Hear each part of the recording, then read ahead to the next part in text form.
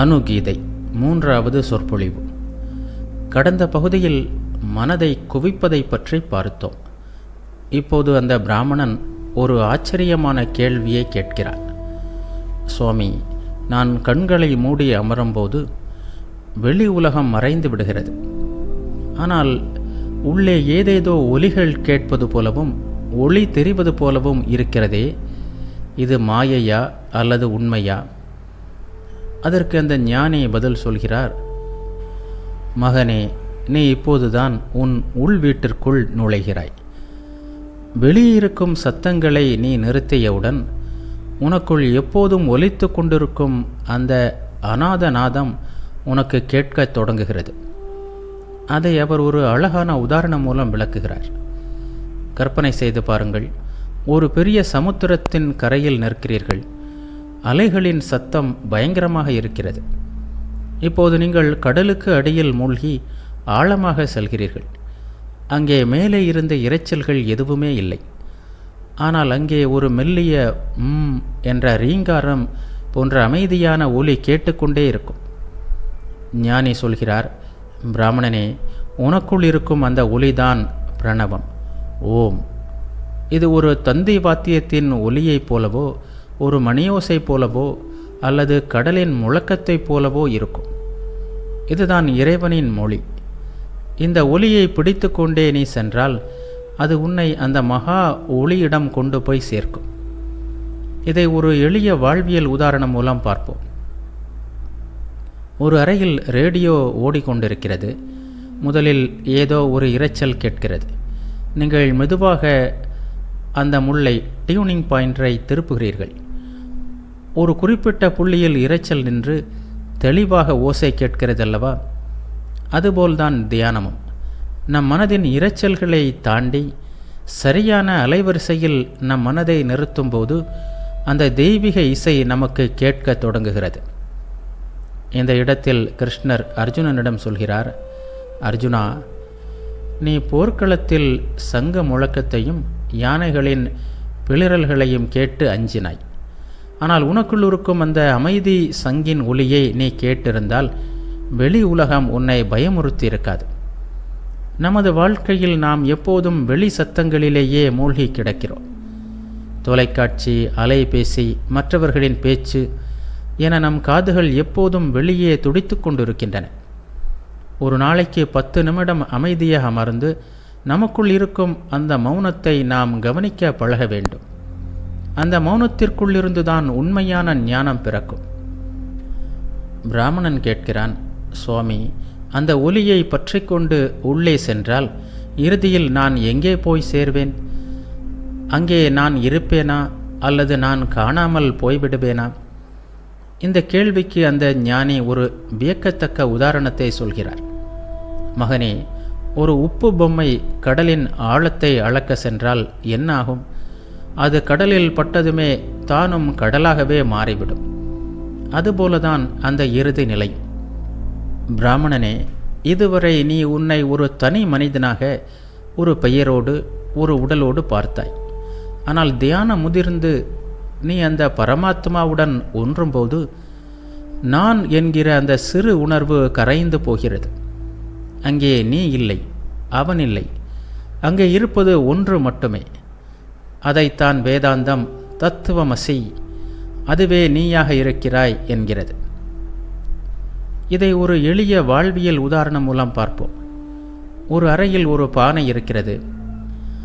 அந்த பானைக்குள் வெற்றிடம் என்று சொல்லப்படும் ஆகாயம் இருக்கிறது. பானைக்கு வெளியேயும் அதே ஆகாயம்தான் இருக்கிறது.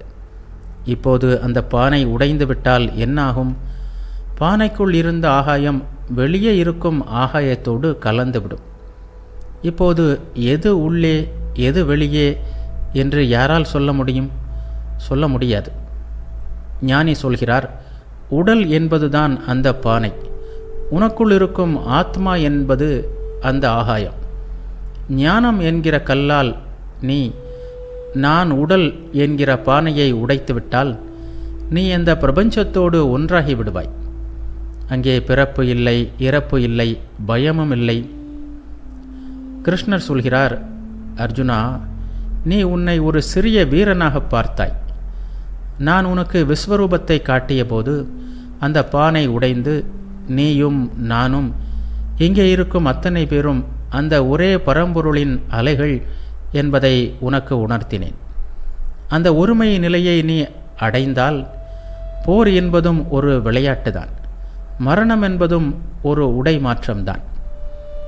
நமது வாழ்க்கையில் நாம் பல நேரங்களில் தனிமையாக உணர்கிறோம். எனக்கு யாரும் இல்லையே என்று வருந்துகிறோம். ஆனால் ஞானி சொல்லும் உண்மை என்னவென்றால், நீ ஒருபோதும் தனி ஆள் அல்ல. நீ அந்த பிரம்மாண்டமான கடலின் ஒரு துளி. கடல் உனக்குள் இருக்கிறது, நீ கடலுக்குள் இருக்கிறாய். இந்த எண்ணம் வரும்போது அசாத்தியமான தைரியம் நமக்குள்ளே பிறக்கும். பிராமணனுக்கு இப்போது ஒரு பெரிய சந்தேகம் வருகிறது. சுவாமி, ஒருவன் அந்த பரம்பொருளோடு ஒன்றிவிட்டால் அவனது இந்த உடல் என்னவாகும்? அவனுக்கும் பசிக்குமே, அவனுக்கும் தாகம் எடுக்குமே. ஒரு ஞானியின் உடல் எப்படி செயல்படுகிறது? அதற்கு அந்த ஞானி சொன்னார், ஒரு நுட்பமான உதாரணத்தை உனக்கு சொல்கிறேன். மகனே, ஒரு குயவன் சக்கரத்தை சுற்றி மண்பாண்டம் செய்கிறான். அவன் பாண்டத்தை செய்து முடித்த பிறகு அந்த சக்கரத்தை சுற்றுவதை நிறுத்தி விடுகிறான். ஆனால் ஏற்கனவே கொடுத்த வேகத்தினால் அந்த சக்கரம் இன்னும் சிறிது நேரம் சுற்றி கொண்டேதான் இருக்கும் அல்லவா? அதுபோல்தான் ஞானியின் உடலும். ஒவ்வொரு மனிதனும் பிறக்கும்போது பிராரப்த கர்மா என்ற ஒன்றை சுமந்து கொண்டு வருகிறான். இந்த உடல் பிறக்கும்போதே அது எவ்வளவு காலம் வாழ வேண்டும், என்னவெல்லாம் அனுபவிக்க வேண்டும் என்கிற ஒரு உத்வேகத்தோடு பிறக்கிறது. ஞானம் வந்தாலும் அந்த தொடர்ந்த வேகம் இருந்து கொண்டேதான் இருக்கும். உடல் இருக்கும் வரை அது இயங்கிக் கொண்டுதான் இருக்கும். ஞானிக்கு தான் உடல் என்கிற எண்ணம் போய்விட்டது. ஆனால் அந்த உடல் பசி எடுத்தால் உண்ணும், தாகம் எடுத்தால் குடிக்கும். அவர் அதை பார்ப்பார். ஆனால் நான் உண்கிறேன் என்று நினைக்க மாட்டார். இதை ஒரு எளிய வாழ்வியல் உதாரணம் மூலம் பார்ப்போம். ஒரு பெரிய நிறுவனத்தின் முதலாளி ஓய்வு பெற்று ரிட்டையர்டாகி அந்த பொறுப்பை வேறொருவரிடம் ஒப்படைத்து விடுகிறார். ஆனால் அவர் இன்னும் அதே நிறுவனத்தின் குடியிருப்பில் தான் வசிக்கிறார் என்று வைத்துக்கொள்வோம். அங்கே மின்சாரம் வரும், தண்ணீர் வரும், வேலைக்காரர்கள் வருவார்கள். இதெல்லாம் அந்த நிறுவனத்தின் விதிகளின்படி நடக்கும். அந்த ஓய்வு பெற்ற முதலாளி இதை பார்ப்பார். ஆனால் எதிலும் தலையிட மாட்டார். அவருக்கு லாப நஷ்டத்தை பற்றிய கவலை இருக்காது. ஞானி என்பவன் தன் உடலில் ஒரு வாடகைதாரரை போல வாழ்கிறான். அந்த உடல் வயதானாலும் நோயுற்றாலும் அவன் கலங்குவதில்லை. இது மண்பாண்டம் செய்யும் குயவன் சுற்றிய சக்கரம் போன்றது. பிராரப்த கர்மம் முடிந்ததும் உடல் விழுந்துவிடும். நான் என்றும் இருப்பேன் என்கிற தெளிவு அவனிடம் எப்போதுமே இருக்கும்.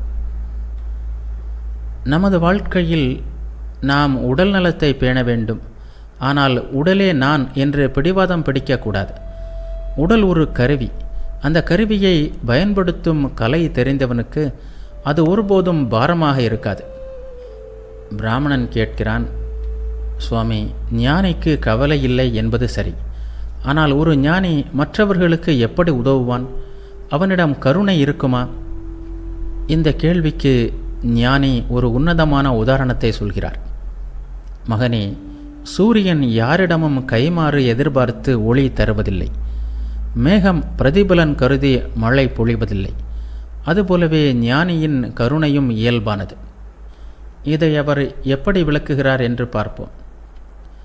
ஒரு சாதாரண மனிதன் அன்பு செலுத்தும்போது நான் இவருக்கு உதவி செய்கிறேன், பதிலுக்கு அவர் எனக்கு திரும்ப உதவி செய்ய வேண்டும் என்கிற எதிர்பார்ப்பு இருக்கும். ஆனால் ஞானிக்கு நான் என்பதே இல்லாதபோது அங்கே எதிர்பார்ப்பும் இல்லை. அடுத்து சமநோக்கு. ஒரு மரம் தன்னை வெட்ட வருபவர்களுக்கும் நிழல் தரும், தனக்கு தண்ணீர் ஊற்றுபவனுக்கும் நிழல் தரும். அதுபோல ஞானி நல்லவன் கெட்டவன் என்கிற பேதம் பார்க்காமல் எல்லோரிடமும் அன்பாக இருப்பார். இதை ஒரு எளிய வாழ்வியல் உதாரணம் மூலம் பார்ப்போம். ஒரு விளக்கு எரிகிறது. அந்த விளக்கின் ஒளியில் ஒருவர் நல்ல காவியத்தை படிக்கலாம், இன்னொருவர் திருடுவதற்காக பொருட்களை தேடலாம். அந்த விளக்கு யாருக்கும் தடையாகவும் இருக்காது. யாருக்கும் பாராட்டு தெரிவிக்கவும் செய்யாது. அது தன் இயல்பான ஒளியை தந்து கொண்டே இருக்கும். ஞானியும் அந்த விளக்கை போன்றவர்.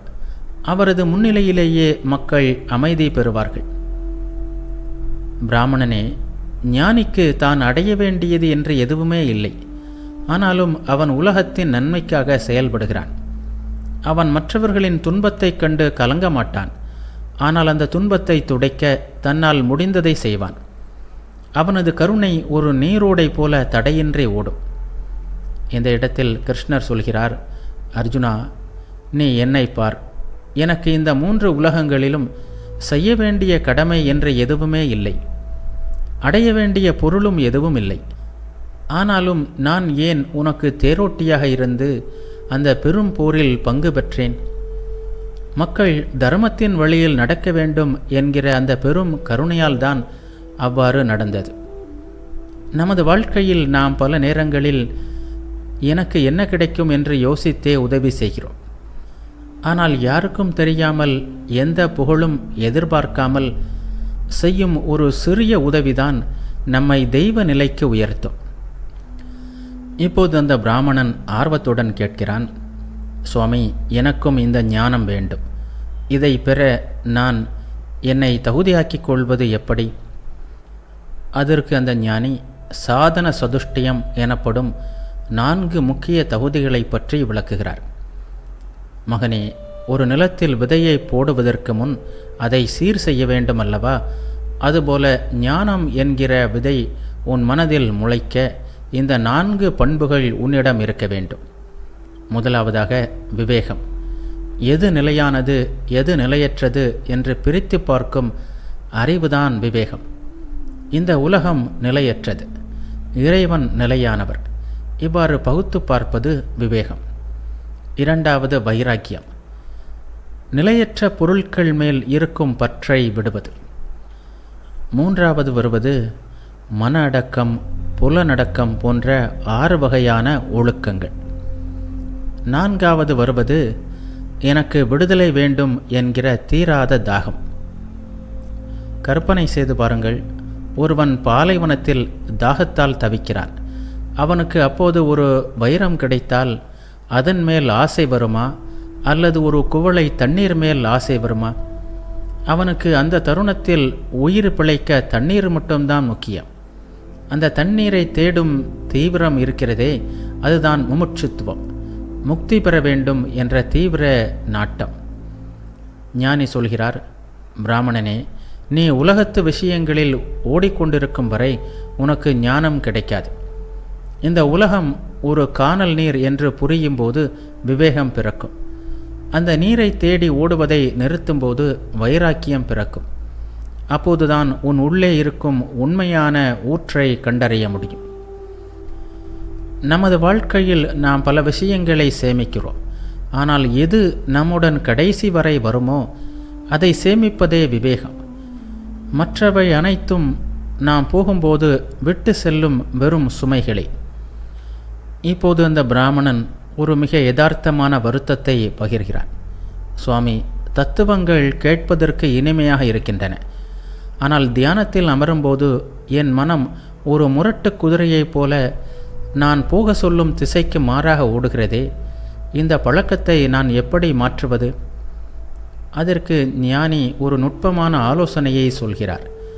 மகனே, ஒரு நதி பல காலமாக ஒரு பாதையில் ஓடிக்கொண்டிருக்கிறது. அந்த நதியின் திசையை நீ மாற்ற விரும்பினால் ஒரே நாளில் அதை செய்ய முடியுமா?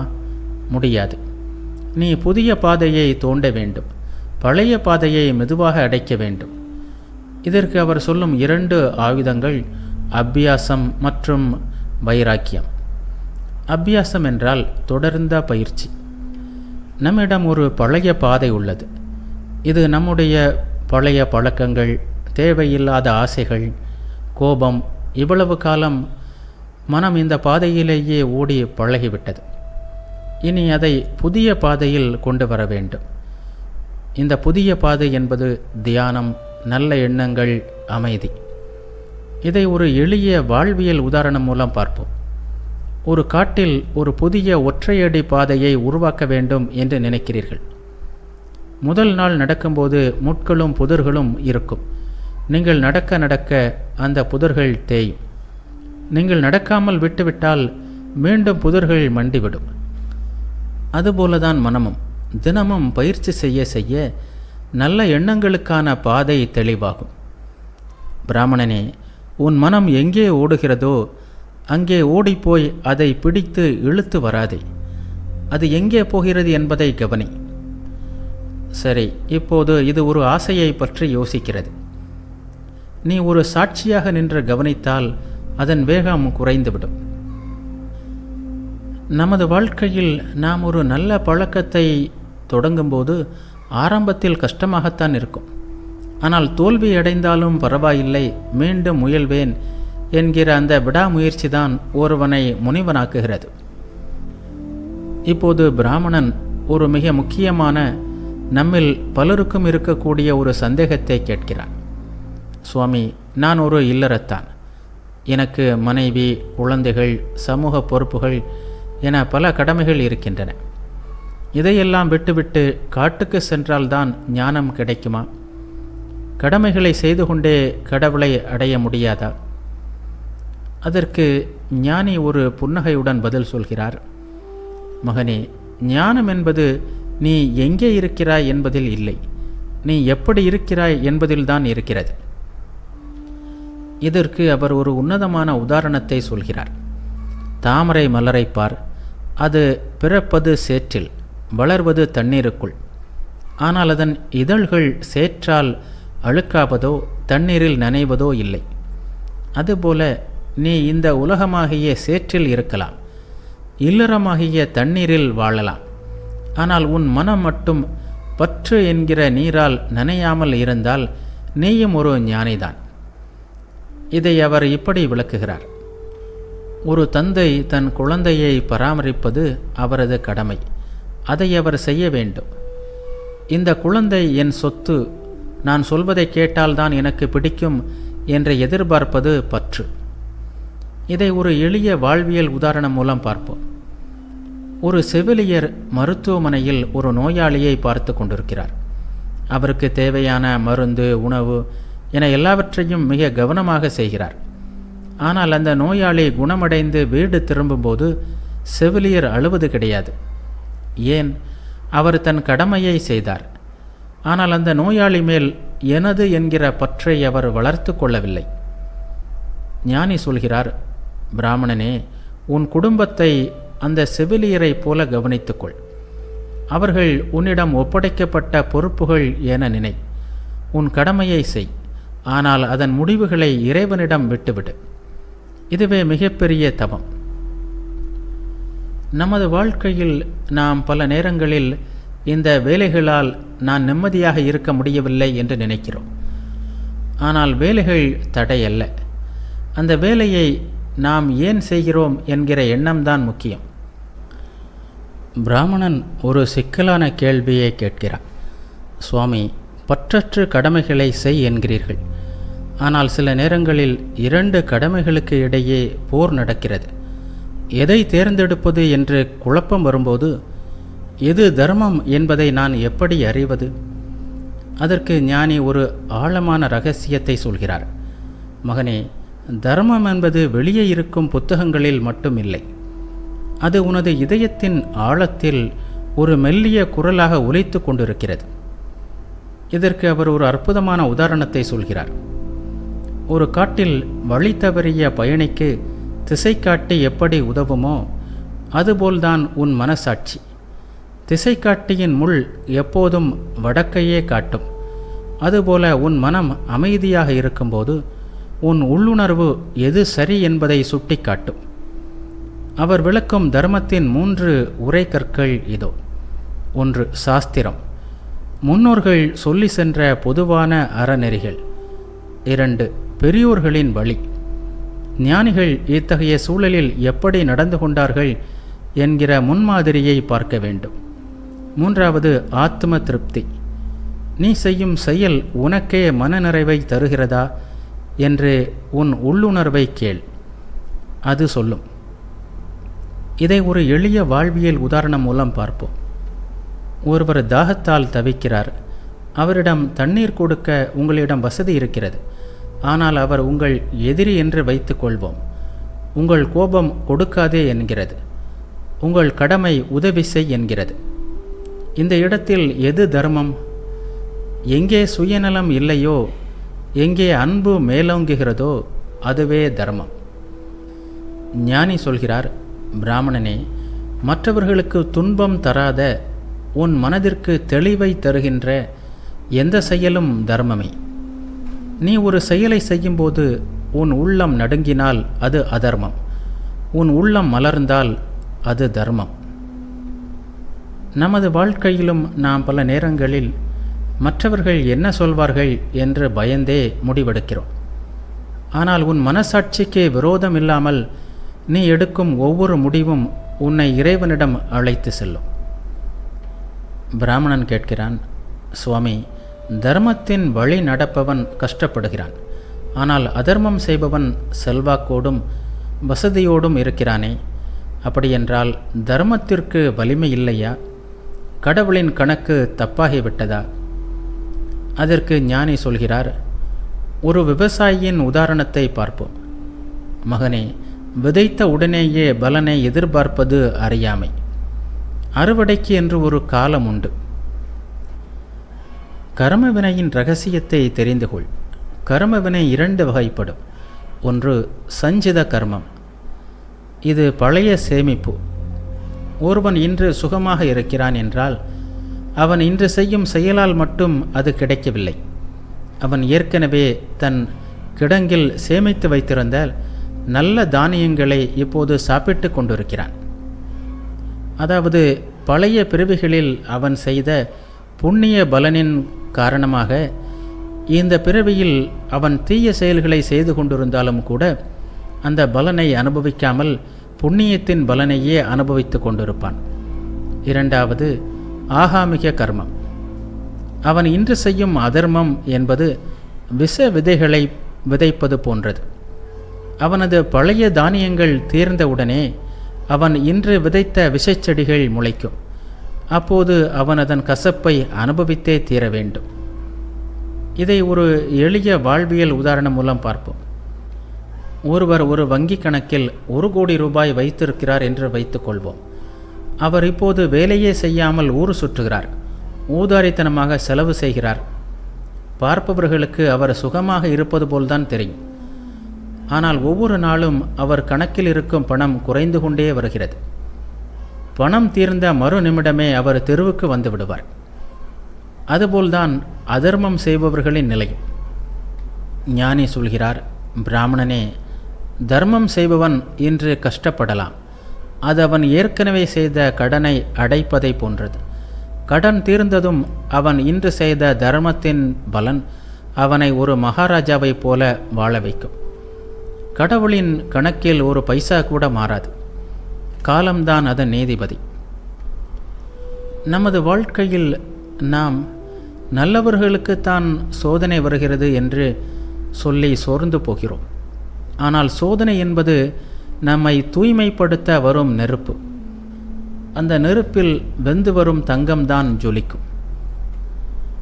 பிராமணன் கேட்கிறான், சுவாமி, மனிதர்கள் பல நேரங்களில் அறியாமையாலோ அல்லது உணர்ச்சி வசப்பட்டோ தவறுகள் செய்து விடுகிறார்கள். ஒரு முறை தவறு செய்தவன் தன் வாழ்நாள் முழுவதும் அந்த பாவ சுமையை சுமந்து கொண்டேதான் இருக்க வேண்டுமா? அதற்கு மன்னிப்பு என்பதே கிடையாதா? அதற்கு அந்த ஞானி சொல்கிறார், மகனே, இருள் எவ்வளவு காலமாய் அந்த அறையில் இருந்தாலும் ஒரு சிறு விளக்கு ஏற்றப்பட்டவுடன் அது மறைந்துவிடும். அதுபோலதான் உன் பாவங்களும். இதை அவர் இப்படி விளக்குகிறார். முதலாவதாக, செய்த தவறுக்காக உண்மையாக வருந்துவது. நான் செய்தது தவறு என்று ஒருவன் மனப்பூர்வமாக உணரும் போதே அந்த பாவத்தின் பாதி பலம் குறைந்து விடுகிறது. இரண்டாவது, இனி அந்த தவறை ஒருபோதும் செய்ய மாட்டேன் என்று அவன் உறுதி கொள்வது. மூன்றாவது, எல்லாவற்றிற்கும் மேலாக, இறைவா, என்னால் இதை சரி செய்ய முடியாது, நீயே கதி என்று முழுமையாக சரண் அடைவது. இதற்கு அவர் ஒரு அற்புதமான உதாரணத்தை சொல்கிறார். ஒரு துணி அழுக்காகிவிட்டது என்பதற்காக அதை நாம் தூக்கி எறிந்து விடுவதில்லை, அதை துவைக்கிறோம். அதுபோல உன் மனதிற்கு தவம், ஜபம் மற்றும் நல்ல செயல்கள் என்கிற சோப்பை போட்டு பக்தி என்கிற தண்ணீரில் துவைத்தால் பழைய அழுக்குகள் நீங்கிவிடும். ஆனால் துவைத்த பிறகு மீண்டும் அதை சாக்கடையில் போடக்கூடாது. அதாவது அதே தவறை மீண்டும் செய்யக்கூடாது. இதை ஒரு எளிய வாழ்வியல் உதாரணம் மூலம் பார்ப்போம். ஒருவனிடம் கடன் வாங்கிவிட்டான். அவனால் அதை திருப்பி கொடுக்க முடியவில்லை. அவன் கடன்காரனிடம் போய், ஐயா, தெரியாமல் தவறு செய்துவிட்டேன், என்னை மன்னித்து விடுங்கள், என்னால் முடிந்த வேலைகளை செய்து அந்த கடனை அடைக்கிறேன் என்று பணிவாக கேட்கிறான். அவனது நேர்மையை பார்த்து கடன்காரன் அந்த கடனை தள்ளுபடி செய்யலாம் அல்லது கூடுதல் அவகாசம் கொடுக்கலாம். இறைவனும் அப்படித்தான். நமது வாழ்க்கையில் நாம் செய்த தவறுகளை நினைத்து இடிந்து போய் அமர்ந்து விடக்கூடாது. கடந்த காலத்தை மாற்ற முடியாது, ஆனால் எதிர்காலத்தை நம்மால் மாற்ற முடியும். இப்போது நாம் செய்யும் செயல்களால் எதிர்காலத்தை நமக்கு ஏற்றது போல் மாற்றியமைக்க முடியும். பிராமணன் கேட்கிறான், சுவாமி, இறைவனிடம் சரணடைய வேண்டும் என்று என் புத்தி சொல்கிறது. ஆனால் எனக்குள் இருக்கும் அந்த நான் என்கிற அகந்தை, நீ ஏன் பணிய வேண்டும், நீயே பெரியவன் அல்லவா என்று என்னை தடுத்து நிறுத்துகிறதே. இந்த அகந்தையை நான் எப்படி வெல்வது? அதற்கு ஞானி ஒரு கம்பீரமான உதாரணத்தை சொல்கிறார். மகனே, அகந்தை என்பது ஒரு மதம் பிடித்த யானையை போன்றது. அதை அடக்க வேண்டுமானால் பலம் மட்டும் போதாது, விவேகம் என்கிற அங்குசம் வேண்டும். ஞானி விளக்கும் அந்த இரகசியம் இதுதான். அகந்தை இது எதற்கும் கட்டுப்படாதது. நான் தான் செய்தேன், என் அறிவு, என் செல்வம் என்று மதம் பிடித்து ஓடும். இது ஓடும்போது விவேகம் என்கிற பாகனை தூக்கி எறிந்துவிடும். இரண்டாவது, யானையை விட பாகன் சிறியவன்தான். ஆனால் அவனிடம் இருக்கும் அந்த சிறு கருவி, அதாவது அங்குசம், யானையை அடக்கும்.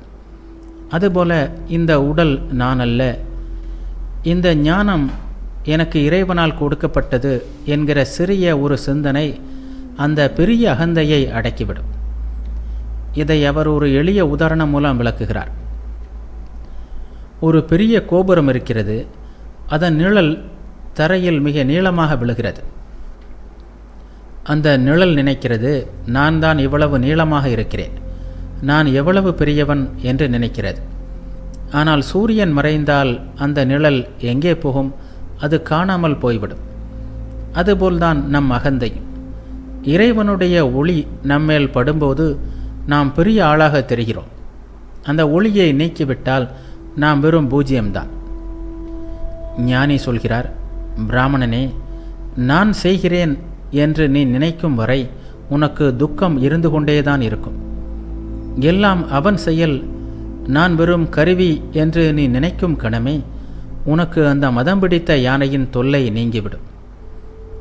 ஒரு புல்லாங்குழல் தன்னைத்தானே காலி செய்து கொண்டால்தான் அதன் வழியே இசை வரும். நமது வாழ்க்கையில் நாம் ஒரு வெற்றியை அடையும் போது இது என் திறமை என்று அகந்தை கொள்கிறோம்.